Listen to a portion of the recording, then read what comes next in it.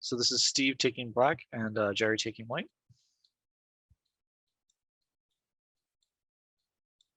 And Alex and Milan, please feel free to ask questions because the players aren't here. So yeah, no worries. definitely. Yep, all looks good so far. So I have a question about this Joseki in the bottom left. Sure. It's like, it seems a little bit like this influence that white gets and the territory that black gets. I just feel better for the white. I know AI says it's the same, but in my games, whenever I play this as white, I had a lot of success.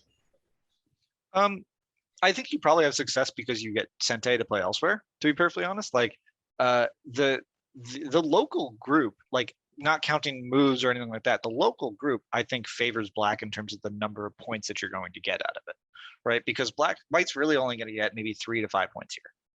That said, the Sente is the important part. I think it's pretty even because you have a really strong black group here.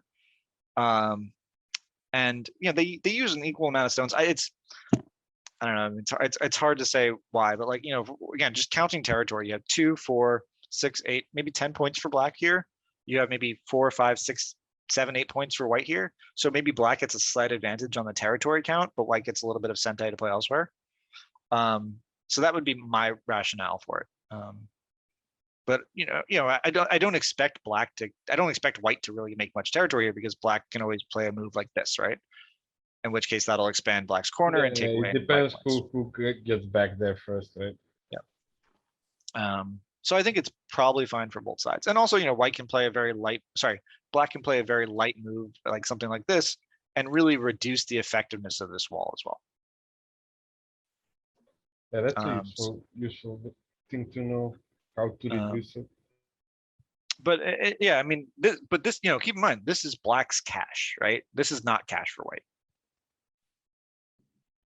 I see. I would say this move at M3 is probably a little bit questionable. It seems a little too close to these 2 stones here. I would rather just play an open corner right now. The nice thing about playing the Kasumi at P4 is that you don't have to follow up. The whole point of playing the Kasumi is that you can, whenever white responds, black can play elsewhere. So if white responds with a double approach, or if white responds by playing the extension over here, the weakness on this group is not that much. Even if white plays another move over here, black can very easily run out and make life. So no matter how hard white's going to try to fight here, one extra move isn't going to be that problematic. So playing so close is kind of counterintuitive to why you play P4. So it extends here. Let's see. So again, I mentioned it earlier in the class, but we really want to be playing corner moves before we're playing side moves. You know, down here in the lower right corner, it makes a little bit more sense to play side move because you can't really invade the corner. But when there's a stone at the 4/4 and you can play kind of an attaching move here, this seems like a more natural result for me. And so now you can still build up that side area, but you're getting some corner territory as well. What you wouldn't want to have happen here is white plays here, black kicks, white plays here, black kicks, white plays here, black connects. And now white's a little over concentrated here and black is a very nice corner territory. So this would kind of be my, even though it doesn't seem like it seems like it's what white's getting, it doesn't seem efficient for white. Sorry, it's what white is trying to get as, you know, by playing this move, but it doesn't seem efficient for white. And there's still, of course, you know, clamping moves here, which are going to be annoying and things of that nature. So for that reason, I would not necessarily play an extension move at Q11. I would probably be more inclined to attach here or to Tanuki and play maybe F17. How about the jump on P14? Also considerable, but I would say this vital point here is going to be a little painful, right? Because it's attacking these 2 stones and it's also attacking these 2 stones. So it's something you can consider, but I wouldn't, you know, do you follow it up with this? You know, it's not quite clear this is going to be a great result for white. And black gets the, you know, at the very, you know, black will very easily live here and completely destroy the territory that white's mapped out. You know, I think what if AI has taught us anything, corner territory is king, it's cash, anything else is silly. to a certain degree. Yeah, but they're so good at reducing, right? So I think they value influence differently. They value influence differently because Uh, they can live in places that shouldn't be livable or are able exactly. to Yeah. reduce in fantastic ways. No, that's definitely true too. So I lately I've been trying to use that because I've been playing with a lot of AI players or players who follow all the AI things, and like I figured that influence actually is very useful against them if they don't know how to reduce, and a lot of them don't. No, I get that. That makes sense. All right, let's keep going.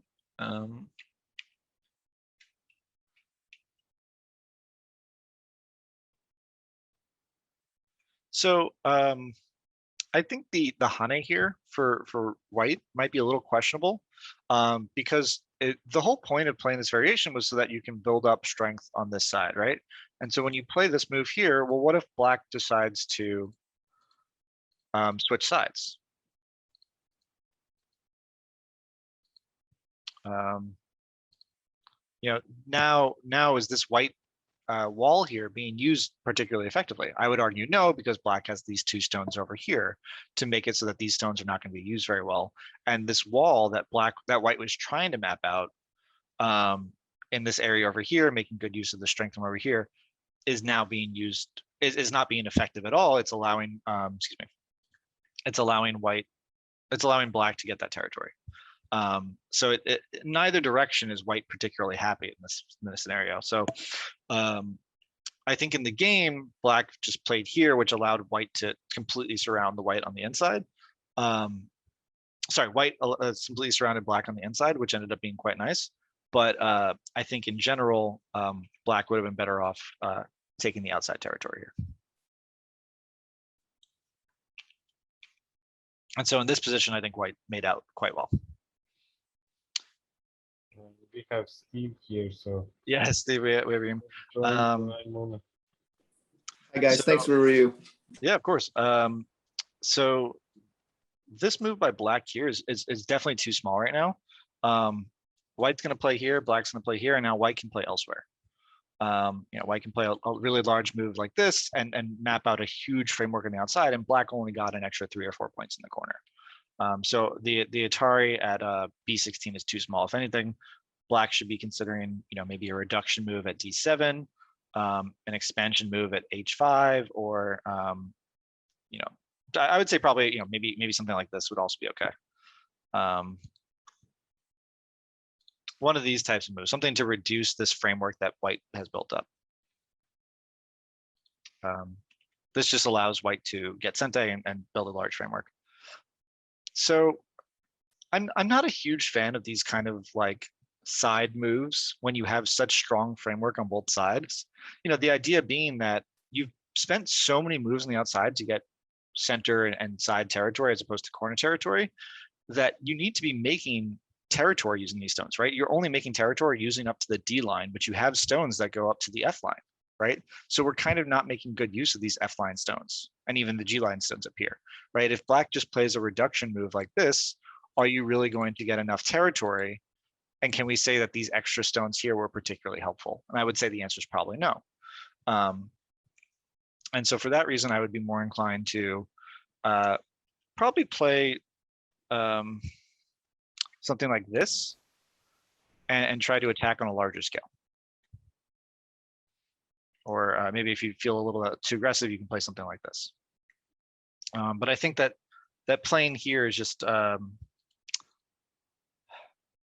if it's not making good use of your stones is probably the best way to phrase it. I'm not sure this cut works immediately. White can play here. Something like this might happen. But it's not a bad fight for black. Sorry, a bad fight for white. I think this is what white would want. You have strength over here, you have strength over here, you have a weak black group. This seems like a really good fight for white. So for that reason, I would definitely not want to play this variation. And especially the way that it was played in the game, where black is like playing these extra moves and kind of being forced to into this really cramped position here, I think this is definitely going to be a good result for white. You know, I'm not really sure how black would expect to live here. So I would be quite happy as white here. And unfortunately, this move is not great. I guess it's fine. Never mind.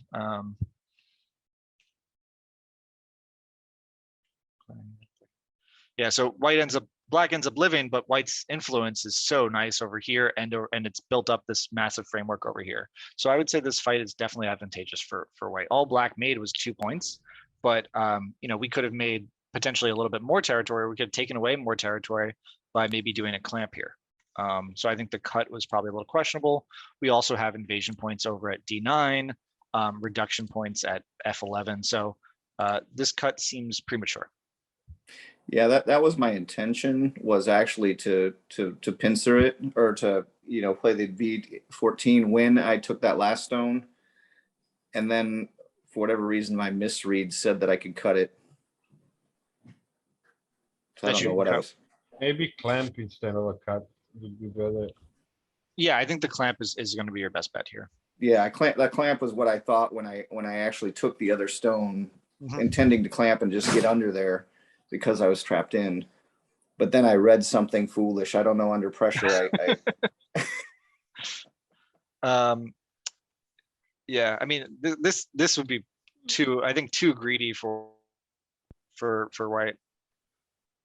You know, something like this could happen where black would give up these stones over here and get a nice attack on these white stones over here. This is something nice that too. Yeah, that's great. Something I might expect to happen. But here I think white makes out really well. I also, you know, it's going to seem weird. I would probably try to fight here. If black plays here, right? There's no choice. But now black has a cutting point here and a cutting point here, and white, white has a cutting point here, and white can also isn't really able to seal this group in. So I think that black actually can kind of come out better than just living locally. Does that make sense? I think this is going to be a better result than just living with those 2 points, because now black isn't perfectly sealed in.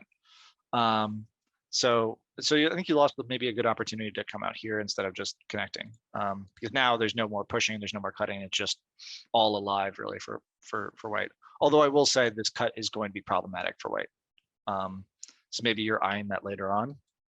You know, obviously if white just plays here, boom, boom, boom, these white stones are cut.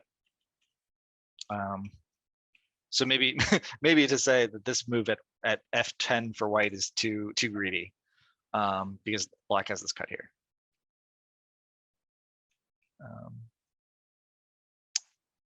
So it ends up being fine for you, but maybe you don't realize that it's good for you. Yeah, so I think any move that's not at C11 right now is probably going to be a mistake. Again, just there's no way for you not to capture these stones. Yeah.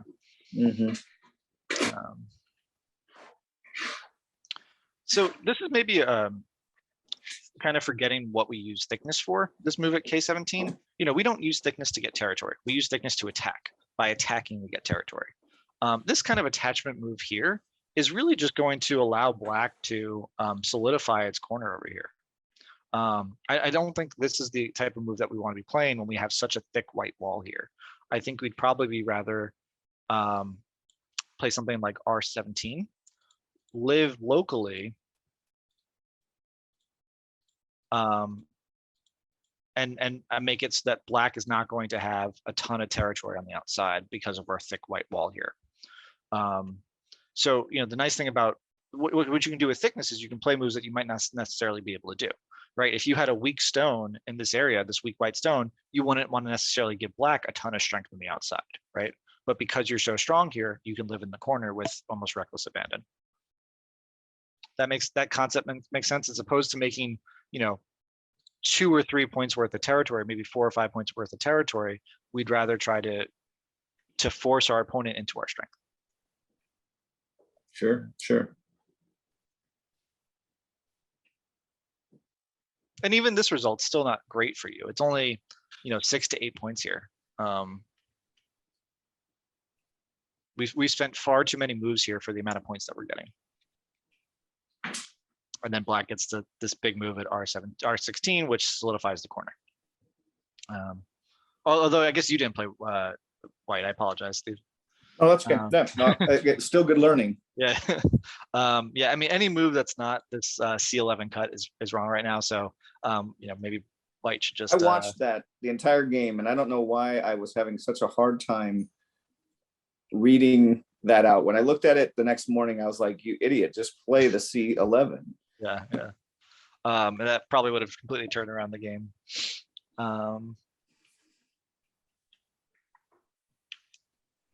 So these are all good exchanges for white. White's building up a nice framework in the center. Yep.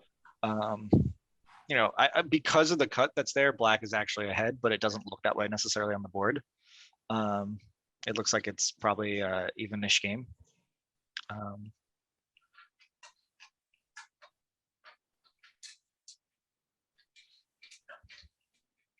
So these are all okay. No big mistakes so far. Probably better to Hane here. Force black to come up, and then white can play here. With the idea being that you're just trying to get some extra points in Sente. And then you can come back and play maybe a large move over here. And then a large move over here. By just coming down here, this is mapping out more territory for black without putting any pressure on the black group. So a little bit passive. And black gets another move, and white still has to answer. And so black got these exchanges here, while white, still made territory, but now black can play at the S15 move, which is a large point for both sides. So a very large move at R4. Yep. Yep, these are all big moves. Again, exception of the cut. These are all pretty large, so no big mistakes. I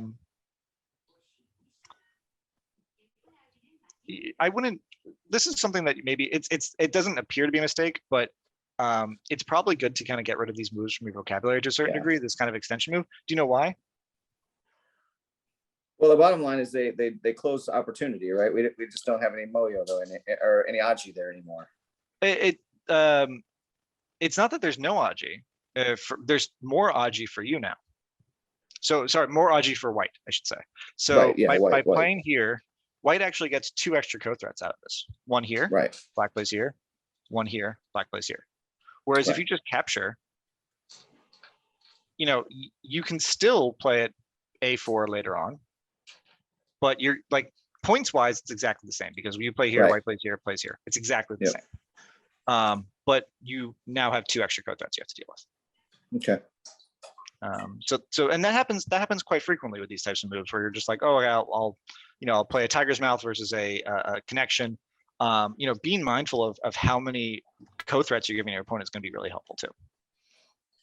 And it's all a force variation. There's no changes here for white. Although I think that white should probably leave it because white can play this move first, right?